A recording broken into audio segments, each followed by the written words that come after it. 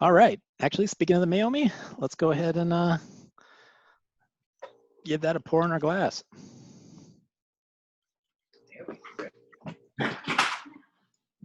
The Meomi was nice because my liquor store sold a small bottle of that one, so I didn't have to get the really big one. Oh, like a 375. Nice. Yeah. Oh, are we moving on to the other one already? Mm-hmm. Dang, you guys. Light weed over here. Compared to past weeks. Oh.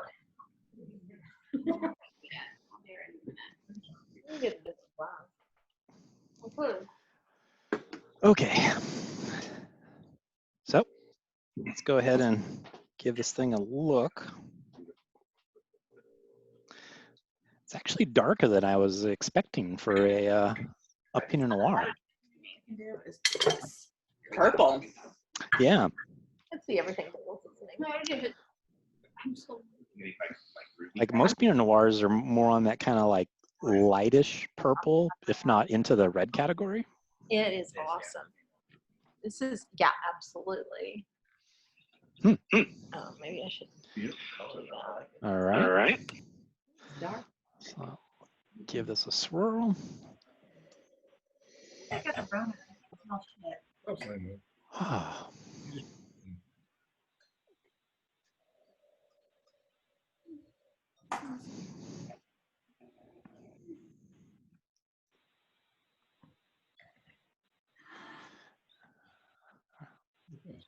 All right. Oh, what are we smelling? Cherry. Berry. I'm getting cherry. Oh, cherry. Cherry, yeah. Which is surprising, not what I would have expected. No, like, well, Pinot is kind of mostly known for being full of like red fruit, and so yeah, if you're smelling like raspberry, maybe even some strawberry. I was getting floral. Like, this smells like flowers to me. Like purple flowers, like violets. Rob suggested hibiscus, but I don't know what hibiscus is. Yeah, the only way that I've never smelled just straight hibiscus. I have like a jar of them that I put into like whenever I serve up champagne. Nice. That sounds beautiful. Yeah, well, I mean they're effectively like little gummies. Cool. How was that trip to Colorado? Not that kind of flower. That's more of the green flower. So after the red fruit, I'm getting just a little bit of wood. I'm almost thinking a touch of plum. I don't know if it's just the color or if it's the scent, but like there's something telling me plum. So you're smelling black fruit. Okay. Wood? Did someone say wood? All right. Well, let's give this thing a taste. It didn't kill the tree. Really good. A little bit of vanilla. I'm eating it with grilled cheese because I didn't have time to get any of your food. Definitely on vanilla raisiny flavor. I get the butteriness, like what you're talking about. This would be the red answer with buttery flavor. Mm-hmm. It's new to me. I guess I've been drinking Pinot Noir before, and I'm kind of angry with myself.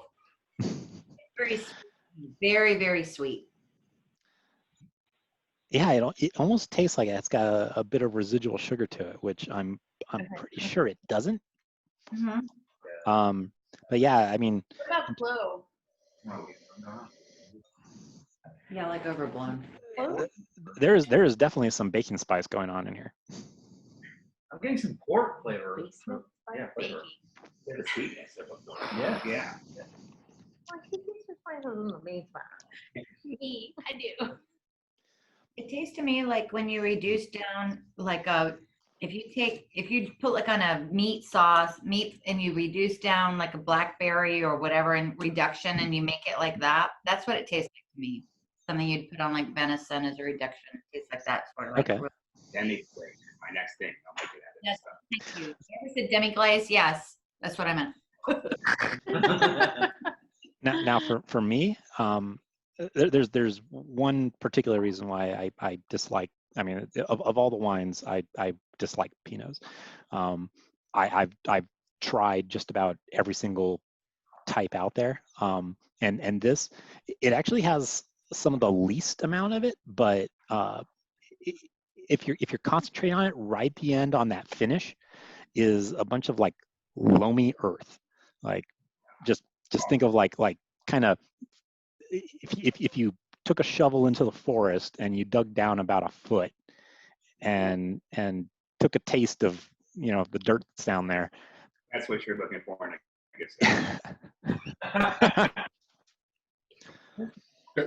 Kind of like a good Ethiopian coffee. Good dirt flavor.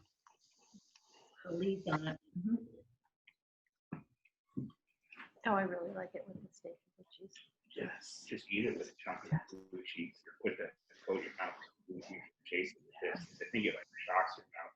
It's like the olive with champagne and cheese. Now I've got to say that this is actually kind of a heavier Pinot. I mean, I've just like almost about a year ago, I was in Willamette Valley in Oregon, where that's like the place for Pinots, searching for a Pinot that I would like. And comparatively, I mean, theirs were a lot more thin, but it's also a lot colder area up there. But also because of that grippiness, theirs were that earthiness was a lot more pronounced than this particular one. I think I had a different year and it was like really more vanilla and less on the sweetness. It feels like more this year or whatever, this particular year, like very sweet, concentrated and less. And I love the vanilla flavor before, but it just seems to be more on the sweet side. Maybe I have the Rona. I don't know. No, I'm going to guess that I have to go look at like notes on that growing year, but to me the amount of like vanilla and cedar that's on this tells me that this thing was I want to say oak to death, but there is a heavy amount of oak on here, which at least to me in the wine biz is kind of a signifier that it's trying to hide a fault. Yeah, but see, as a bourbon lover and someone from basically Kentucky, yeah, you've got something that's got that southern butter flavor, and now you've got the oak of bourbon. Like I'm in there's bliss right now. I'm experiencing bliss. So thank you. I have to agree with what that the buttery and the oak and I like it. I would add it to my list. It's good. You want to age melted butter in a barrel now.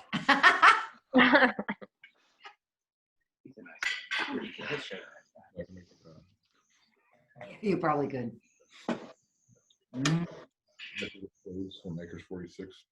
They're carefully roasted. Like aged in the vodka to get bourbon tinted vodka, basically. Oh, yeah, definitely. There's some like cognacs and everything, and some.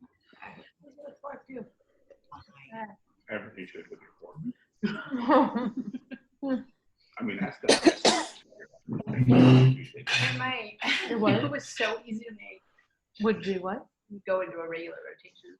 How long does that take? Because It took me about like 30 minutes. like it cook, it's like like a slow cooker cooked through soft, like it's like fall off the ribs. Really So Skylar, what are you having with this? Dark salted chocolate. Oh, okay. I bet that's good. How is it? It is good. It's really good with it. That's probably what I would be doing at home.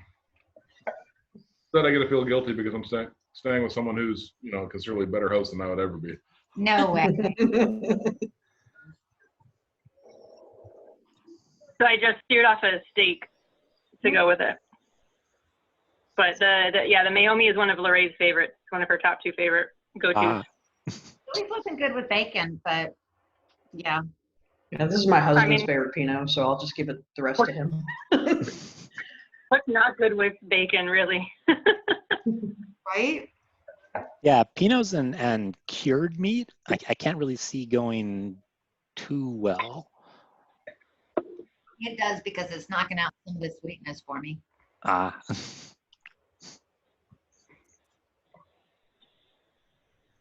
Mm.